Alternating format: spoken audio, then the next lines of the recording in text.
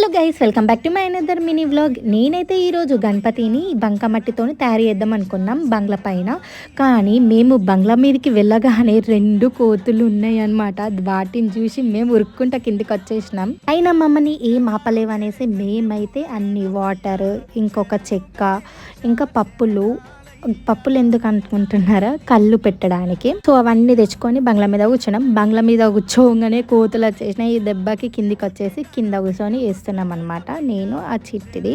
So నేనైతే first కాళ్ళు వేసుకున్న తర్వాత చేతులు చేసుకున్న తర్వాత కడుపు చేసుకున్న తర్వాత చెస్ట్ పార్ట్ చేసుకున్న, ఆ తర్వాత ముఖం చేసుకున్న తర్వాత తొండం చేసుకున్న తర్వాత నాగశేషులను చేసిన తర్వాత అన్ని పప్పులతోని మంచిగా డెకరేషన్ చేసిన. ఫస్ట్ టైం చేసిన విష్ణు అవతారంలో చేసిన. ఇదే నా ఫైనల్ బుజ్జి గణపయ్య. ఎలా ఉందో కామెంట్ బాక్స్లో కామెంట్ చేయండి గాయస్. నాకైతే మూషికం ఎక్కువ నచ్చింది.